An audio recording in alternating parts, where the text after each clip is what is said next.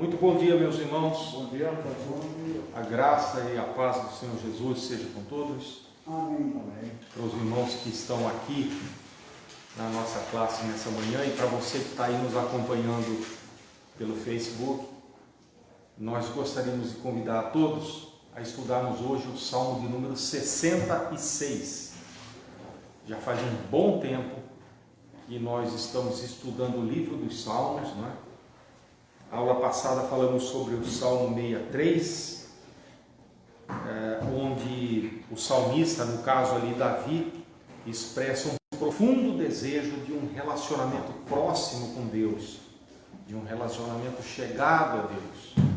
E esse salmo de hoje é o 66. Então eu convido você que tome a sua Bíblia, abra e acompanhe atentamente a exposição, para que seja motivo de bênção, de edificação e de glória ao nome do Senhor. Muito bem, você também que gosta de anotar, né? Tenha aí em mãos o seu rascunho, a sua caneta, porque nós vamos dar uns pontos muito importantes para que os irmãos possam acompanhar aí. Os irmãos estão se acomodando aqui, chegando. Então nós estamos nesse mix de aula pela internet com aula presencial. São novos tempos, mas graças a Deus não paramos, né? Durante todo esse período, mesmo nos tempos mais agudos aí da pandemia, nós temos continuado com as aulas da Escola Bíblica. E você pode encontrar as aulas passadas também lá no YouTube. Eu convido você que dê uma olhadinha depois, entre e dê uma olhada. E se você puder, se você gostar, se você for abençoado, deixe ali o seu like e também se inscreva no canal para que você receba, ative as notificações, assim você nos ajuda também na divulgação da palavra de Deus, né? Tudo é feito para abençoar a vida dos irmãos, para glorificar o nome do Senhor. Não há nenhum outro motivo senão esses.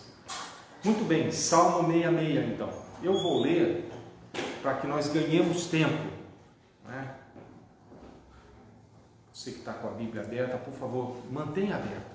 Salmo 66. Aclamai a Deus toda a terra, salmodiai a glória do seu nome, dai glória ao seu louvor. Dizei a Deus, que tremendos são os teus feitos. Pela grandeza do teu poder, a ti mostram submissos os teus inimigos.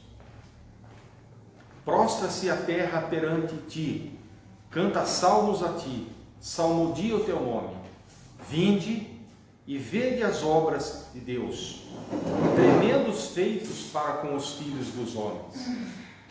Converteu o mar em terra seca, atravessaram o rio a pé, e ali nos alegramos com ele. Ele tem seu poder, governa eternamente, os seus olhos vigiam as nações, não se exaltem os rebeldes. Bendizei ao povo, o nosso Deus, fazei ouvir a voz do seu louvor, o que preserva com vida a nossa alma e não permite que nos resvalem os pés. Pois tu, ó Deus, nos provaste, acrisolaste-no como acrisola-se a prata. Tu nos deixaste cair na armadilha e oprimiste as nossas costas. Fizeste que os homens cavalgassem sobre as nossas cabeças.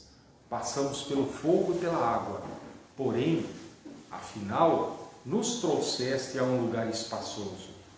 Entrarei na tua casa com holocaustos, pagar-te-ei os meus votos, oferecer-te-ei holocaustos de vítimas cevadas com aroma de carneiros, e molarei novilhos com cabritos. Vinde, ouvi todos vós que temeis a Deus, e vos contarei o que ele tem feito por minha alma. A ele clamei com a boca, com a língua, e o exaltei. Se eu no coração contemplara a vaidade, tu, Senhor, não me terias ouvido. Entretanto, Deus me tem ouvido e me tem atendido à voz da oração. Bendito seja Deus, que não me rejeita a oração, nem aparta de mim a sua graça. Amém? Amém. Então, Salmo 66 é um salmo maravilhoso. E nós, diferentemente do que temos feito nos salmos anteriores, né? Nesse aqui nós não temos como identificar o autor do salmo. Nós sabemos que o conjunto do livro dos salmos tem vários autores, né? Muitas pessoas pensam que foi exclusivamente Davi, mas não. Davi escreveu uma boa parte dos salmos, mas até Moisés escreveu um salmo, né? Asaf escreveu um salmo. Os filhos de Coré ou Corá também escreveram vários salmos. Tem salmo de Salomão, né? E tem alguns que não são identificados, não sabemos qual é o autor, e esse é um caso. Além de não saber qual é o autor, nós não sabemos também exatamente em que tempo, em que hora esse salmo foi escrito. Ao longo da história bíblica, normalmente nós conseguimos identificar a data da escrita daquele livro, daquele salmo, daquela passagem, né? Isso se chama cronologia bíblica, é uma matéria, né, que se estuda no seminário, saber em que tempo aquilo aconteceu. Mas esse salmo não se tem assim um consenso. A maioria dos estudiosos, né, acham que ele foi escrito naquele tempo, logo depois daquele fato narrado lá no segundo livro dos Reis, no capítulo 19, onde o rei Senaqueribe intenta uma guerra contra a nação de Israel, e Deus toma conta daquela situação. Os irmãos vão se lembrar, e depois, se você quiser ler lá no segundo livro dos Reis, no capítulo 19, a partir do verso 35, aquele evento onde o Senhor falou: não, vocês fiquem aqui, porque eu quem vou cuidar dessa causa, né? E na manhã seguinte, quando eles acordaram, eles viram que tinha 185 mil soldados mortos no campo de batalha.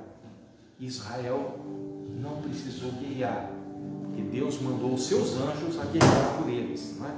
Então, talvez tenha sido escrito nesse tempo, mas também alguns outros acham que foi durante aquela guerra, né, em que os amonitas, os moabitas e os edomitas, 3 nações que eram vizinhas de Israel, fizeram um acordo para atacar Israel. Esse foi um outro momento da história, né?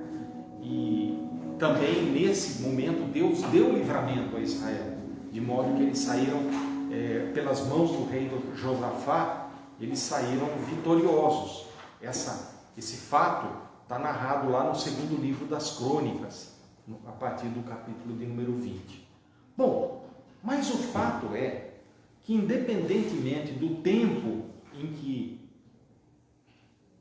esses acontecimentos se deram, e independentemente de quem foi que escreveu o Salmo, porque nós não sabemos exatamente, né, a mensagem que ele traz no seu conjunto, no seu bojo, é uma mensagem muito clara, né? A mensagem de que Deus prova, e o mesmo Deus que prova dá o livramento. O mesmo Deus que submete à avaliação é o mesmo Deus que também nos faz crescer e subir um degrau na vida espiritual. Eu gosto muito de ler a carta de Tiago, porque ele fala muito sobre isso, né? Sobre a questão das provas, e ele fala lá muito sobre, para que nós nos alegremos com as provações, porque a prova que Deus aplica à vida de seu filho não é uma prova para reprovar. Eu sempre falo isso. Na escola secular, nós temos um verdadeiro pavor de prova, né? Eu lembro quando era menino, quando era semana de prova, a gente não gosta, porque a gente achava assim, tinha na cabeça que a prova era um bicho papão. Mas na vida cristã, as provas têm um propósito, que é avaliar o nosso relacionamento com Deus, testar o nosso conhecimento do Deus da nossa salvação. E se nós não estamos aptos, através da prova nós nos humilhamos e voltamos, né, para sermos edificados e poder subir um degrau nessa vida cristã. Então a prova não é para reprovar, a prova é para aprovar. E esse salmo traz essa mensagem bastante clara. Ele mostra que havia ali uma crise nacional, uma crise com a nação de Israel. Mas essa crise tinha cessado por uma poderosa intervenção de Deus. Vejam que no versículo 5, e acompanhe por favor, você que está com a sua Bíblia aberta, ele chama, o salmista chama a que nós olhemos para esse fato. Ele fala: vinde e vede as obras de Deus, tremendos feitos para com os filhos dos homens. Eu não sei qual é a sua tradução, mas independente de qual seja, a mensagem é essa. Ele faz uma convocação, né, para que nós olhemos para as grandes obras de Deus. E no verso número 1, também é uma convocação. Vejam que a ordem é dada. Ele fala assim: aclamai a Deus toda a terra. O verbo aqui está no tempo imperativo. Ele não está falando para observar. Qual verso? Verso 1. Né? Ele não está falando observe, avalie, dê a sua opinião. Ele diz: não, aclamai a Deus. É uma ordem, você percebe aqui? É uma ordem para toda a terra. Aclamai a Deus, povos da terra. Cantem louvores ao seu glorioso nome e louvem-no gloriosamente. Verso 1 e verso 2. E no verso 5, ele nos convida a olhar, a ver as grandes obras, os grandes livramentos que Deus tem feito. E como exemplo, o que ele cita? Aí a gente vem no verso 6. Ele diz: converteu o mar em terra. Onde é que aconteceu esse fato? E Deus converteu o mar em terra. Quando? Israel lá, né? Quando? Tirou o povo de Israel, né? Do Egito. É. Muito bem, exatamente. Quando ele abriu o mar vermelho, não é? Depois também, quando o povo fez toda aquela trajetória do Egito até a terra prometida, chegou ali, tinha um rio, não tinha? O Rio Jordão. E eles também atravessaram o Rio Jordão a pé seco, a pé enxuto, não é assim que diz a palavra? Então ele usa esse exemplo, né? Essa ilustração. Ele fala: olha, ele converteu o mar em terra. Venham e vejam quão grandes livramentos tem feito o Senhor, né? Então o fato é que o salmista aqui, ele compara aquela prova que Deus aplicou à nação de Israel, vejam só, para o aperfeiçoamento, porque ele diz, acompanhe no verso 10, ele diz: pois tu, ó Deus, nos provaste, não é? Acrisolaste-nos. Isso é, acrisolar ele purificar, é o processo que se aplica aos metais preciosos para tirar as impurezas, né? Então ele disse: olha, ele considerou as vidas, como ele considera as nossas vidas, como algo extremamente precioso. Preciosas são as nossas vidas para Deus, ao ponto de ele ter dado Jesus a morrer em nosso lugar, pois Deus tanto amou, né? João 3,16, não é? Nós sempre citamos esse versículo. Ele amou tanto que deu o seu filho a morrer por nós. Então, e o salmista diz aqui: olha, Senhor, essa prova foi como aquele que aplica o fogo ao metal precioso, não para destruí-lo, mas para torná-lo puro. Porque nós sabemos que quando esses metais são minerados, ouro, prata e outros tantos que existem na natureza, eles vêm com impurezas, não é? Vêm com outros elementos ali, terra e outras coisas mais agregados a ele.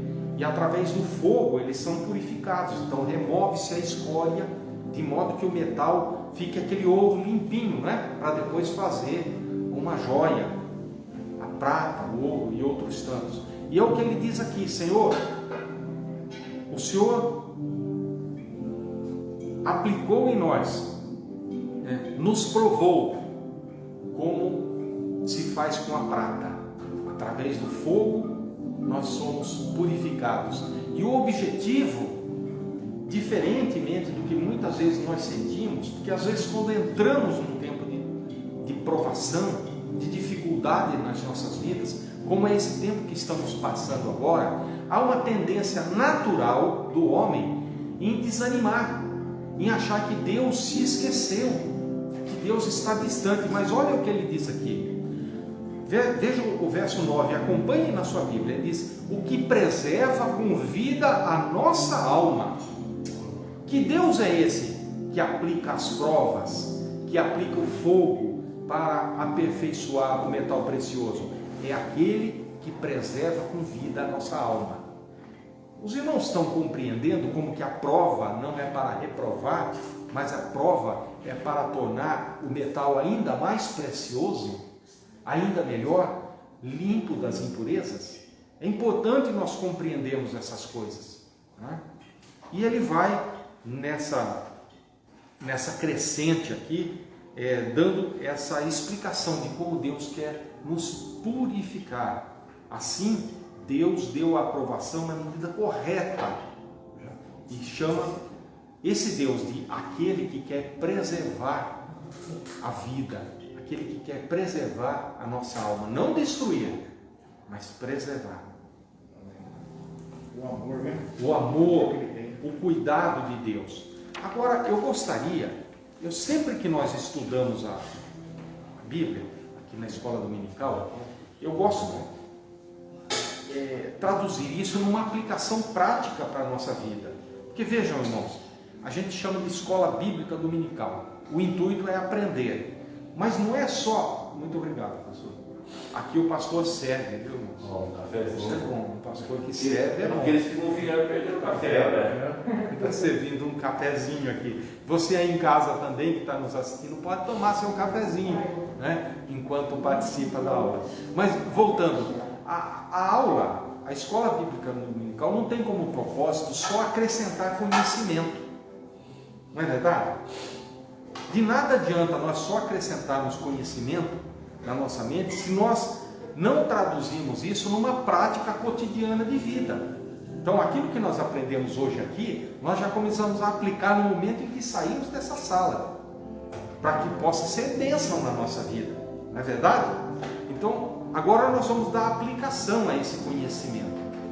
Então, existem 3 atitudes que devem estar presentes nas pessoas que têm gratidão a Deus.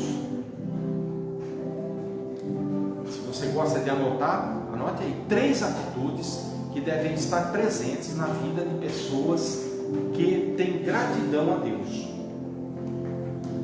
Vejam que esse salmo todo trata de gratidão a Deus, não é? O salmista já começa dizendo: aclamai a Deus toda a terra. Ele faz uma convocação geral para que a nação glorifique a Deus. E ele fala: olhem para os grandes livramentos que o Senhor tem nos dado. Olha como Ele nos tirou do Egito. Olha como Ele abriu o mar. E depois como Ele fez o Jordão secar. Então ele vai dando exemplos. Fala: olhem para os exemplos e glorifiquem a Deus. Vejam, depois ele diz, que as provas que Deus aplicou à nação foi para a vida e não para a morte. Ele fez para nos purificar, tal como se faz com o ouro e com a prata, para limpar e tirar toda a escória. Então é uma convocação de gratidão, de louvor e de adoração. Então, as 3 atitudes que nós devemos ter. A primeira dela é a atitude de devoção cultual. O que é a atitude de devoção cultual? É o que nós fazemos cotidianamente, prestar um culto a Deus. Nós não prestamos culto a uma denominação, embora nós amamos a nossa igreja, e nós temos hoje aqui um irmão que vem da Igreja Assembleia de Deus, igreja também a qual nós amamos, né? Nós amamos os irmãos em Cristo, mas não é esse o foco aqui. O nosso culto, ele é prestado ao Deus da nossa salvação. É somente a Ele que nós prestamos culto, né? Então, a primeira atitude é a devoção de culto, a devoção cultual. Veja que o salmista diz assim: entrarei na tua casa com holocaustos. Verso número 13, você pode acompanhar aí na sua Bíblia. E eu cumprirei os votos para contigo. O que ele está dizendo? Vou prestar um culto ao Deus de Israel. Ele não falou assim, vou prestar um culto a Moisés, embora Moisés fosse uma figura proeminente, importantíssima da história judaica, não é? Da história do povo. Ele não falou, eu vou prestar um culto a Josué, que foi um homem importante. Eu não vou prestar um culto a esse ou aquele outro. Ele falou, eu vou prestar um culto ao Senhor, porque eu tenho que cumprir os votos que eu tenho para contigo. Então, essa é uma das atitudes de quem tem gratidão a Deus. Pense comigo, você tem gratidão para com Deus? Eu tenho um número enorme, né? Eu estava compartilhando aqui com a nossa irmã. Essa semana nasceu mais um netinho meu. Então eu já tenho uma grande, uma moça, agora nasceu um pequenininho. E é um motivo de gratidão. A gente chega ali e vê aquela criança saudável, a mãe saudável, o pai feliz, não é? A gente, são motivos que nós temos para agradecer. Hoje, quando a gente levantou um cafezinho da manhã, e tem mais um cafezinho aqui, ó, estou ministrando para os irmãos, e tem um cafezinho aqui, é motivo de alegria. Deus tem nos sustentado até aqui. Amém. Glória a Deus, porque nós também temos atravessado os nossos desertos, não é verdade? Nós temos atravessado o nosso mar vermelho, nós temos cruzado o nosso Jordão, e o salmista diz aqui: aclamai a Deus toda a terra, vinde e vede as obras do Senhor.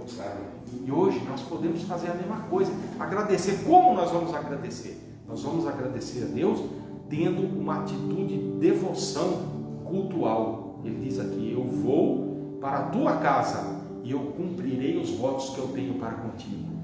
Nós temos cumprido os votos que nós temos feito para com Deus? Não para com a nossa denominação, embora isso seja importante também. Veja, eu não estou desqualificando isso, né? Mas para com Deus, nós temos cumprido os nossos votos? E como parte dessa sua devoção a Deus, o salmista disse assim, olha só, no verso 18 aí da sua Bíblia, tudo que aconteceu na vida dele, ele diz assim, olha, se eu acalentasse, ou seja, se eu guardasse o pecado no meu coração, o Senhor não teria me ouvido. Não está escrito assim? Ou está diferente na Bíblia de vocês? Está assim. Está assim? Tá. Pode ler, como é que está na sua irmã, na sua Bíblia? Se eu atender a iniquidade no meu coração, o Senhor não me ouvirá. Isso. O sentido é uma coisa, mas é a mesma, a mensagem é a mesma. É. Né? A tradução é outra, mas a mensagem é EVI, Só EVI, só viu? Não, a minha é Almeida Revista e Atualizada. É mais ou menos um padrão que nós usamos na igreja Nazaré, mas uns usam muito a NVI também, que é uma tradução muito boa. A Almeida Corrigida também é boa, né? Mas enfim, se vocês observarem, a mensagem é uma só. Ele diz: se eu retivesse o pecado no meu coração, o Senhor não ia me ouvir. Ele está dizendo: eu orei e o Senhor me ouviu. Mas se eu retivesse o pecado ou a iniquidade no meu coração, Ele não teria me ouvido. Diante dessa afirmação do salmista, cabe nos perguntar hoje: por que Deus não responde certas orações? Veja, nós estamos vivendo tempos difíceis, tempos de crise, temos enfrentado situações adversas. Nós precisamos compreender muito bem esse texto. O salmista aqui está numa atitude de gratidão a Deus, né?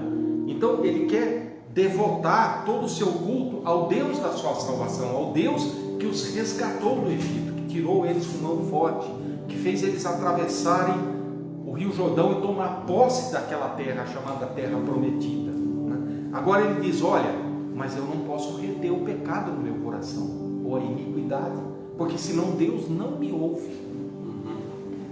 A primeira condição para que Deus nos ouça é ter um coração puro. Ah, eu sei que nós somos imperfeitos, a começar por mim, né? Mas nós temos uma figura, um Senhor vivo, que a Bíblia nos ensina que Ele é o modelo para nós, que é o Senhor Jesus. Ele é o protótipo. Na indústria, quando a gente vai fazer uma peça, qualquer coisa, um produto qualquer, assim, por exemplo, como um aparelho celular, primeiro fabrica-se um protótipo. O protótipo é o modelo, é o primeiro, para poder avaliar se está tudo certinho, se ficou bom, não é? E Jesus é o protótipo perfeito de Deus. É a Ele que nós temos de imitar. Paulo nos chama nos convoca para essa tarefa, né? Ele fala, vocês podem imitar a mim, por quê? Porque eu estou imitando o Senhor Jesus. Né? Podem me copiar, porque eu estou copiando Ele. Então, o primeiro ponto aqui, para nós sermos ouvidos, para as nossas orações terem sentido, é procurar ter um coração puro. Porque ele disse, se eu tivesse retido a iniquidade no meu coração, o Senhor não me teria ouvido. Isso é importante, né? E quando nós lemos lá em Isaías, no capítulo 59, olha só que palavra interessante. O profeta diz assim, eis que a mão do Senhor não está encolhida para que não possa salvar, e nem os seus ouvidos estão surdos para que não possa ouvir, mas, aí entra uma locução adversativa aí, né? Mas as vossas iniquidades fazem separação entre vós e Deus, de modo que os vossos pecados fazem com que Deus esconda o rosto de vós. Vocês estão entendendo? Como que reter essa iniquidade, reter o pecado, faz separação entre o homem e Deus. Então a oração, nesse sentido, não é atendida. Muitas vezes a pessoa pode ter aquela oração aparentemente muito bonita, até sofisticada, com palavras belas, mas se estiver retendo a iniquidade ou o pecado em seu coração, essa oração não chega até Deus, porque a palavra é muito clara. Não podemos carregar um pecado dentro de nós e ao mesmo tempo querer ter ou prestar essa devoção cultual a Deus, que é o que o salmista fazia. A segunda condição é o egoísmo. Veja que estamos falando de quando a oração não é atendida. O salmista disse, olha, se eu tivesse retido a iniquidade no meu coração, o Senhor não teria me ouvido. Então, quando nós temos a impureza no coração, quando estamos fazendo uma oração egoísta, como é que é a oração egoísta? Tiago fala sobre isso, que é aqueles que pedem, mas não recebem nada. Tiago, lá na sua carta, no capítulo 3, ele fala sobre isso. Porque pedem por motivos errados. Sim. Né? A pessoa não pede pensando na edificação própria, na edificação da sua família, da igreja. Ela não pede pelo próximo. Não. Ela já tem bastância, ela já tem suficiência, mas ela pede não aquilo que ela precisa, ela pede aquilo que os outros têm. Porque os olhos não estão na real necessidade, está em querer copiar o que o mundo tem. Esse é o tipo da oração egoísta. Isso Deus não ouve. Tiago fala, vocês pedem porque vocês estão olhando só para o seu próprio umbigo. E nós temos que olhar ao nosso derredor. Nós precisamos ser um instrumento da graça e da bênção de Deus que chegue até as outras pessoas. Então, oração que Deus não ouve é a oração daquele que tem pecado retido, é a oração do egoísta, é a oração também daquele que duvida. Como é que a palavra nos ensina? Que nós devemos pedir com fé, sem duvidar de nada, porque aquele que duvida é como aquele que anda sobre o mar. E aí nós lembramos da ilustração de Pedro, não é? Pedro chegou a um ponto que ele duvidou, e quando ele duvidou, ele começou a submergir, começou a afundar no mar. Agora, todos nós temos uma mente muito racional. O que é uma mente racional? É aquela mente que pensa só com fatos absolutos. Meio assim, eu sou muito assim, pensar muito com números, talvez pela própria formação, pela profissão que a gente vai desenvolvendo, nós somos induzidos a isso, né? Talvez os poetas tenham uma mente mais aberta, os escritores, né? Mas a mente racional, ela precisa ser também trabalhada, para que nós não entremos nessa questão de orar sem acreditar, para que não fiquemos como Pedro ficou, né? Ou como o próprio Tiago fala, né? Que aquele que duvida é como aquele que anda sobre o mar, né? E é levado de um lado para o outro. Mas todos nós temos essa inclinação da mente racional. Vocês se lembram daquele exemplo, né, que está lá no Evangelho de Marcos, eu acho que o capítulo 9 ou o capítulo 10, quando aquele homem foi pedir pelo seu filho, né? Mas ele tinha pouca fé, mas ele teve a humildade de se voltar para o Senhor Jesus e falou: Senhor, acrescenta a minha fé. Lembram disso? Sim. E o Senhor fez assim, porque quem infunde fé nos nossos corações é o Senhor. Então você está entendendo? Primeiro, a oração que Deus não ouve é daquele que retém a iniquidade no coração. É daquele que é egoísta. É daquele que ora, mas é uma oração formal. Ele não tem fé, ele não está nem acreditando direito naquilo que ele está orando. A oração é bonita, é sofisticada, é bela, é cheia de palavras rebuscadas, mas ele não tem fé no coração. Então precisa pedir: Senhor, acrescenta a minha fé, né? Um outro tipo de oração que Deus não ouve é a oração do orgulhoso. O Senhor Jesus falou sobre o orgulho, e ele usou o exemplo de um fariseu e de um publicano. Lembram que eles estavam na praça e o fariseu fez uma oração bonita, né? E disse: Senhor, olha eu aqui, eu sou um fariseu, observo as leis, eu entrego o dízimo, eu faço isso, eu faço aquilo. E disse que o publicano que estava do outro lado da praça, ele batia no peito e dizia: Ô Senhor, sê propício a mim, porque sou pecador. E diz o Senhor Jesus, não eu, o Senhor Jesus disse que Deus ouviu a oração do publicano e rejeitou a do fariseu. Olha que coisa importante. Orgulho. Como nós podemos chegar diante de Deus com orgulho, irmãos? Orgulhoso do quê? De quê? Então precisamos nos prostrar, nos quebrantar diante de Deus. Deus se opõe aos orgulhosos, mas Ele revela a sua graça aos humildes. É Tiago 4, verso 6. Deus se opõe aos orgulhosos. Eu estava vendo um conflito entre duas pessoas que eu conheço, e Tiago 4, 6 fala que Deus se opõe aos orgulhosos. E essas duas pessoas entraram num conflito,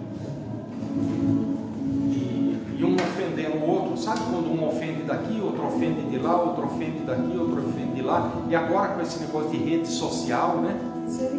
Parece uma coisa interminável, né? Então eu fiquei pensando: meu Deus, alguém aí precisa ter esse orgulho quebrado. Alguém precisa tomar a iniciativa de dizer: olha, eu sou crente no Senhor Jesus e isso não pode continuar, né? Mesmo que eu tenha que me humilhar, mesmo que eu tenha que passar pelo errado, mas não tem problema. Essa cadeia cadeia de eventos tem que ser quebrada, não é? Eu estava pensando sobre isso, a questão do orgulho, mas parece que ali ninguém quer ceder.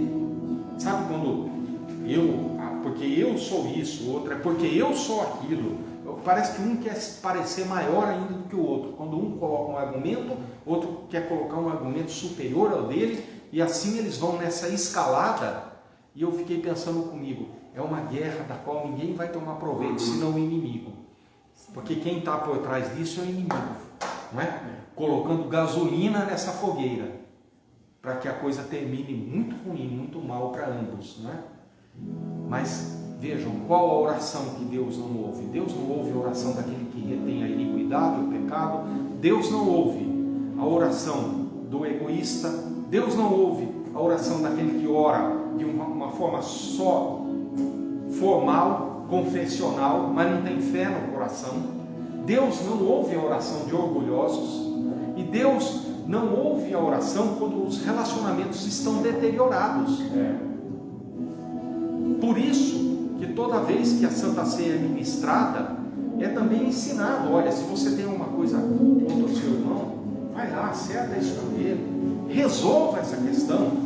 Não é só para o bem do irmão, é para o seu próprio bem, é para o bem da igreja como um todo, porque é uma família, né? Então, quando esses relacionamentos estão espedaçados, eles precisam ser reparados. Agora, deixa eu dizer uma coisa, por experiência própria, é difícil fazer isso, não é uma coisa fácil. Quem já fez, quem ousou em Jesus de fazer isso, sabe que não é fácil. Por quê? Porque nós temos que nos humilhar, nós temos primeiro que reconhecer que tem algo errado, e depois reconhecer que nós temos que ir até aquela pessoa e conversar com ela. E normalmente a tendência é, deixa esse negócio para lá, a coisa com o tempo vai se resolvendo, mas o pior é que não se resolve, o tempo passa e vai ficando só pior, né? E o inimigo passa a explorar aquela situação, né? E no momento em que nós cumprimos com o que a palavra de Deus manda, né? Porque, vejam, irmãos, a palavra é um imperativo, é uma ordem. Ele diz assim, olha, se você não for lá e acertar, porque se não perdoardes aos homens, isso é palavras do Senhor Jesus, hein? Se não perdoardes aos homens as suas ofensas, também o vosso Pai Celestial não vos perdoará. Olha que situação, vocês estão compreendendo? Porque aqui o salmista disse, olha, se eu tivesse retido essas coisas no coração, certamente o Senhor não teria ouvido o meu clamor, a minha oração. É o verso 18. Se eu tivesse retido isso. Então nós estamos falando dos elementos aqui que impedem a nossa oração, impedem uma comunicação com Deus, que atrapalham essa conexão com o Pai. Relacionamentos fragmentados, quebrados, conflituosos. Às vezes nós não sabemos como fazer, irmãos, porque tem coisa que é complicada. Nossa, nem vai. Tem. Mas olha, o Senhor não ia falar isso se Ele não desse as ferramentas. Se nós tivermos esse intento no coração e colocarmos isso na presença de Deus, Senhor, eu tenho esse desejo de cumprir com a Sua palavra, eu quero obedecer isso que o Senhor falou, mas eu não sei como fazer. Ô Senhor, por favor, crie as condições.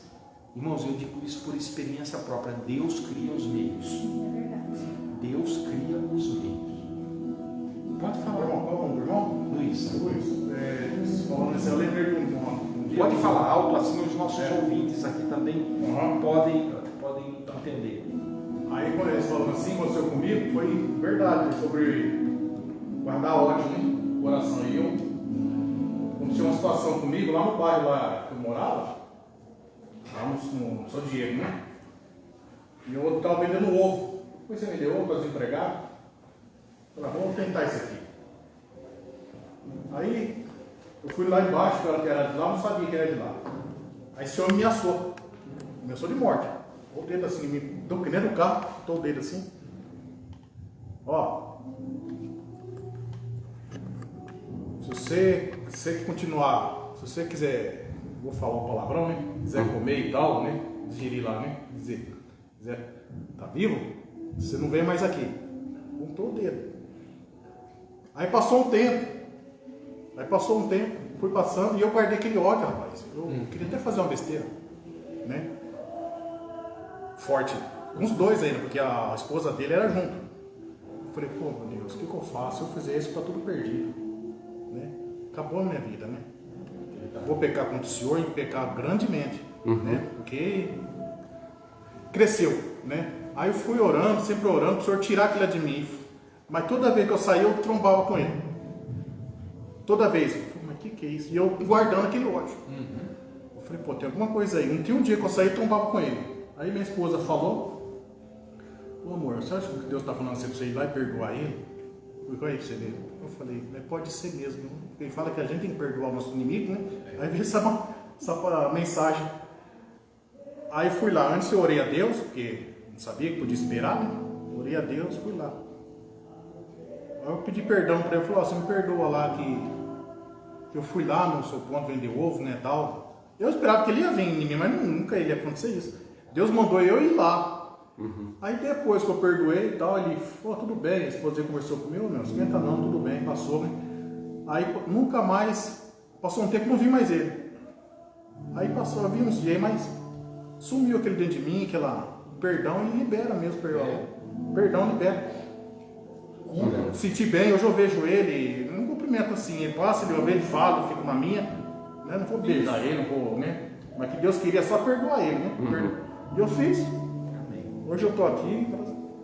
Graças a Deus. Senão, ó, eu podia, irmão, morrer ali numa situação e minha salvação perder. É isso mesmo. Vê como tem pessoas egoístas, você falou, nem homens egoístas, sem Deus no coração. Sim. E a pessoa já está cega pelo pecado. Cega. Mas nós fomos resgatados. Como Deus viu. Então é nosso dever ter determinadas iniciativas que essas pessoas não têm condição de ter, irmãos. Vocês estão compreendendo? É verdade. Muito bem. Muito obrigado, irmão, pelo exemplo, pelo testemunho. Obrigado. Então, como é que nós podemos solucionar esses problemas?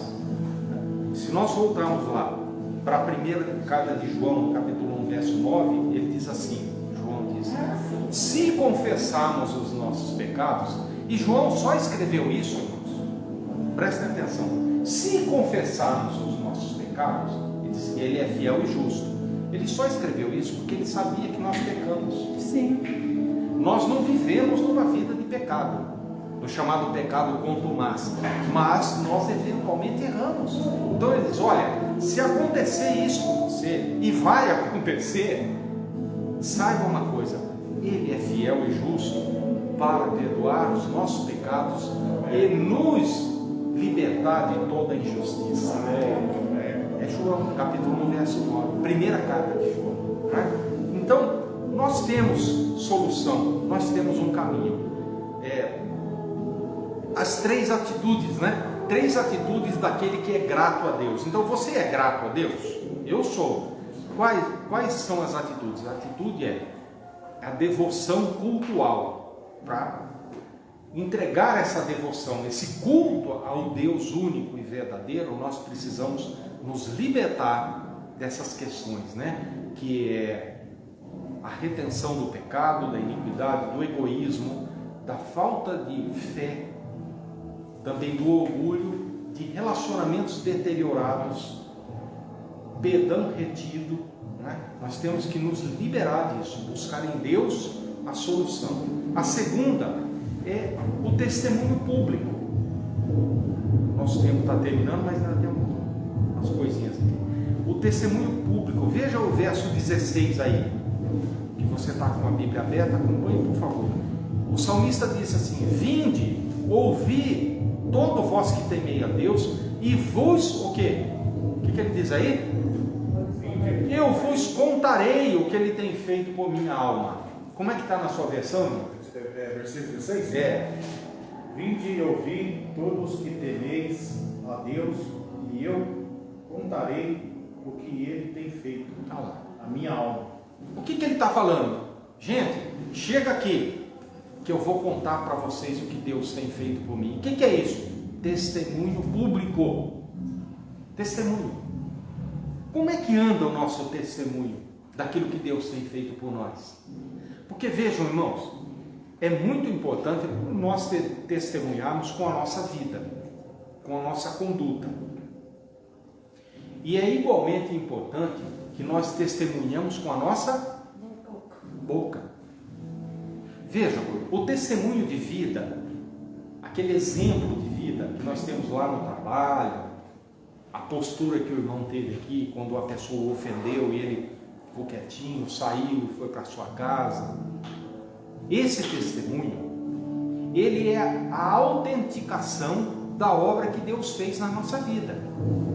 Vocês já foram num cartório com um documento, falar, autentica para mim, não é assim? Sim. E eles põem lá aqueles carinhos, anotam lá, tal. Então, a partir daquele momento, aquela fotocópia passa a ter a validade de um documento autêntico, não é isso?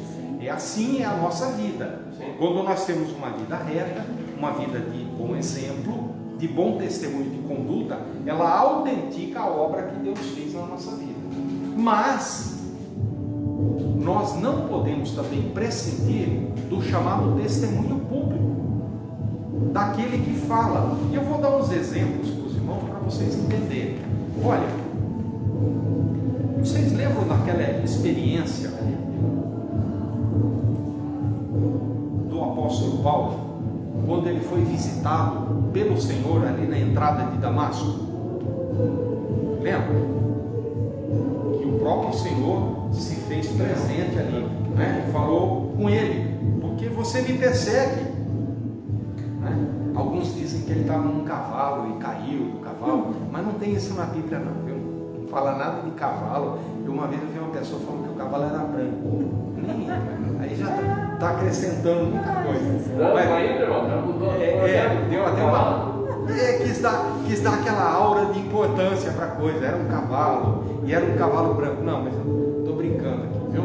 E também essa questão de Saulo e de Paulo, que Deus trocou o nome de Saulo para Paulo. Não, Deus não trocou o nome dele, não. Saulo e Paulo é exatamente o mesmo nome, viu? É porque um está num idioma e o outro está no outro, mas é a mesma coisa, tá? Então ele não teve o seu nome trocado. Mas o fato é que ele foi visitado pelo Senhor. Sim. Mas olha que coisa interessante, mesmo depois de ter sido visitado pelo próprio Senhor, foi necessário que um homem simples lhe falasse da obra da salvação. Lembra que Paulo teve que ser conduzido até a casa de um homem chamado Ananias, e Ananias lhe falou do projeto de Deus para a sua vida? Foi. Não foi mesmo? Quer mais um exemplo? Vocês lembram daquele eunuco que vinha numa carruagem lendo o profeta Isaías? Lembra disso? Sim. Então, não foi necessário que Filipe se encontrasse com ele e falasse, olha, eu vou te explicar como é que é isso, eu vou te contar a obra que Deus quer fazer na sua vida. Vocês estão percebendo a questão do testemunho público, como ele é importante? Não é? Então, o bom testemunho de vida, ele é fundamental, mas o testemunho verbal, ele também é imprescindível. Então, como é que anda o nosso testemunho? E o valor de um homem para o Senhor não vem das coisas boas que ele entesourou para si mesmo, daquilo que ele acumulou, daquilo que ele guardou, mas do testemunho que sai dele. É daquilo que sai. Daquilo que sai. Então, um testemunho de vida junto com um testemunho do Evangelho, da obra. É o que o salmista fala aqui. Venham ver, né, no verso 16, e ouçam vocês todos, e eu contarei o que ele tem feito por minha alma. Estão vendo as atitudes daquele que tem um agradecimento a Deus? Então, quais são essas três etapas? A primeira é prestar um culto a Deus, é a atitude da devoção a Deus. A segunda é a atitude do testemunho público, é de contar aos outros o que Deus tem feito por nós. As pessoas precisam saber. Vejam, irmãos, uma pessoa, ela pode ser convencida do pecado, e ela é convencida por obra do Espírito Santo. Então, alguém diz assim: olha, eu não falo nada não, eu não prego, eu não estou dizendo pregar como o pastor Marco prega lá, não, eu não falo da palavra, eu não dou esse testemunho verbal, mas eu oro por aquela pessoa. Ótimo, devemos fazer isso. Quando nós oramos, o Espírito Santo move o coração dessa pessoa, compunge, como diz a palavra de Deus, constrange ao arrependimento. Mas, depois que essa pessoa entrega a sua vida ao Senhor Jesus, ela precisa ser discipulada, assim como o eunuco foi por Filipe. Disse: então vem aqui, agora eu vou te ensinar tudo que está escrito aí em Isaías, porque senão a mente dela fica confusa, não é assim? Então nós somos instruídos nos caminhos do Senhor, e nós chamamos isso de discipulado, de testemunho público, de ensinar a pessoa. Os irmãos estão entendendo? Então, um culto sincero a Deus, a atitude de quem tem gratidão, né? Um culto, uma devoção verdadeira a Deus, um testemunho de vida. E finalmente a terceira atitude é uma oração de dependência de Deus. Davi não sabemos se foi Davi, né? O salmista aqui, né? É igual a gente diz com Hebreus, né, pastor? Sim. Paulo, não sabemos se foi. Eu acho que foi, mas não temos provas, né? Mas enfim, aqui no versículo 20 ele diz: bendito seja Deus que não me rejeita a oração, Graças a Deus. nem aparta de mim a sua graça. O que ele está dizendo? Olha, eu dependo totalmente desse Deus. Então, as três atitudes: um culto, uma devoção sincera a Deus, se livrando de tudo aquilo que impede a nossa oração de chegar até o trono da graça. Em segundo lugar, lembra-se? Qual é o segundo item? Gratidão. Gratidão. O testemunho. O testemunho público. E em terceiro lugar, a dependência de Deus, uma oração de dependência, né? Então, ele diz que esse Deus não rejeita a nossa oração. Ui, pode falar. Pode falar bem alto, assim os irmãos ouvem. Meu coração não fala. Eu tive o mesmo problema que ele. Da igreja que eu vim, eu não aprendi sobre Perdão. Né? Eu não aprendi sobre perdão. Obrigado. E uma amiga que eu tinha com uma irmã minha, ela errou comigo. Então eu odiava muito ela. Porque eu, mesmo estando na igreja, eu odiava ela.